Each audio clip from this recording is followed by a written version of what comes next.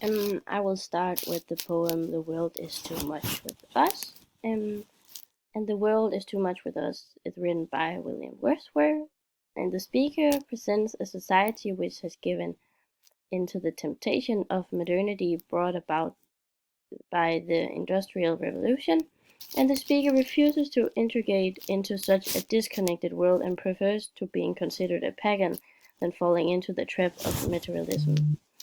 The lyrical speaker can be associated with an alter ego of the poet himself, expressing Wordsworth's views on the time and the age he lived in, and the speaker is disappointed with the way people in society live.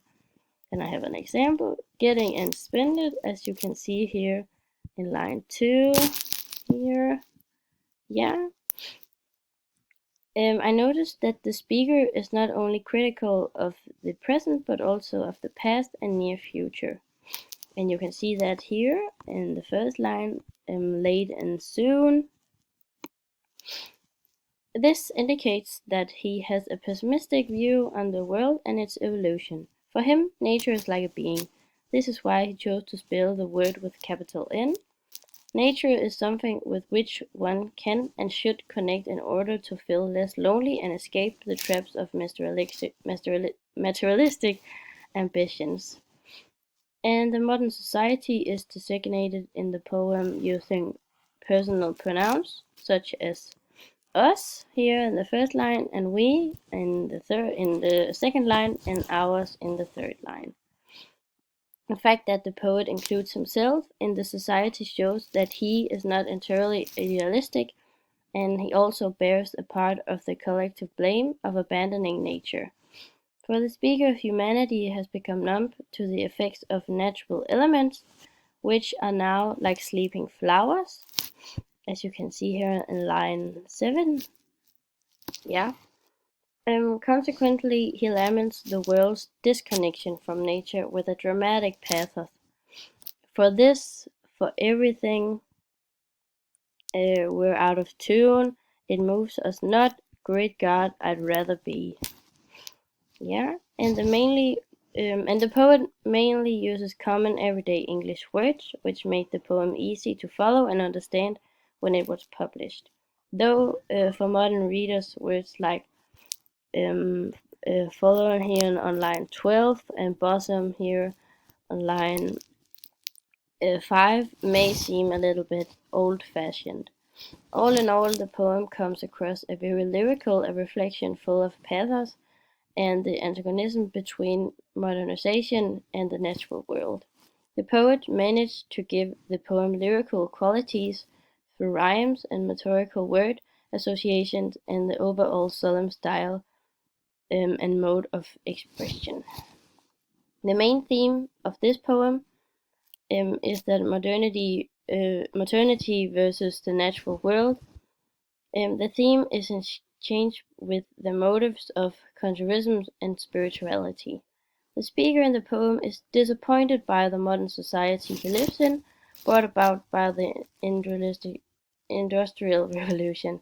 He describes his new society using the motives of consumerism, and his world is focused on getting and spending, here in line 2, and it is out of tune here in line 8. While the poet admits that maternity may seem like a boon, as you can see in line 4 here, and be thus beneficial, it is also something sordid which disgusts idealistic persons. And then I have chosen I Wander Lonely as a Cloud, also by William Wordsworth. Yeah. And the main theme of the poem, I Wander Lonely as a Cloud, is that or of bliss or a certain state of natural happiness. Adjacent themes are man's relationship with nature and the effect which memories have on people. The poem is mainly about the state of bliss or inner happiness, and the poet experiences thanks to a group of daffodils which impress him deeply. And the idea of the healing power of nature was central to the Romantic poetry, like in this poem. Nature was adolished as a place where you might go and learn or find inner peace. And the speaker in this poem is the only human character in the poem. And the speaker, or the lyrical I, who appears to be an alter ego of the poet himself, and the speaker is intentionally sad and lonely, as you can see, wandering aimlessly like a cloud. Yeah.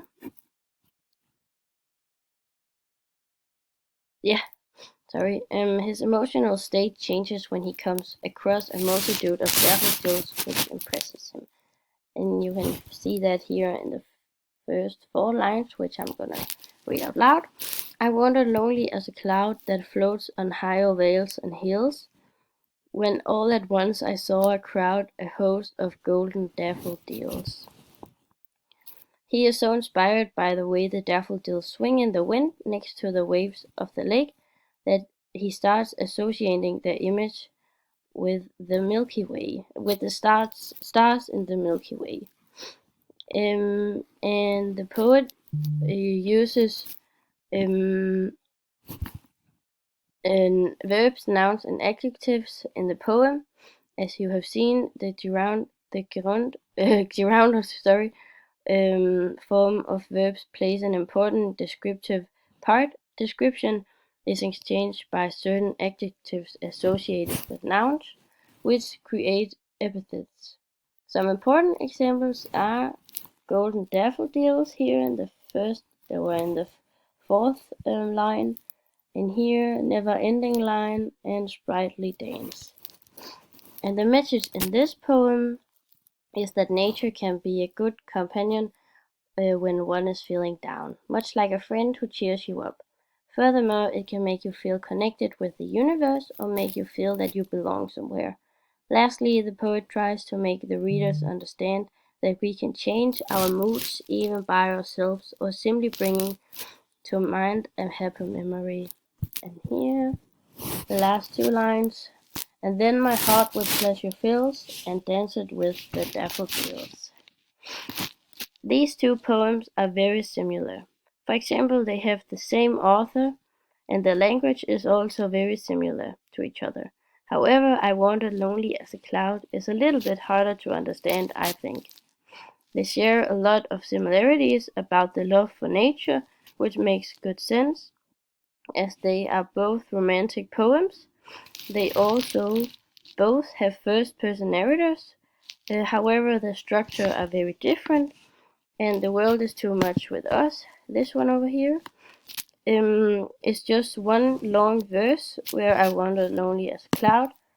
Is divided into verses and stanzas, and both of these rhymes have such. These poems have both rhymes. Yeah, that was it.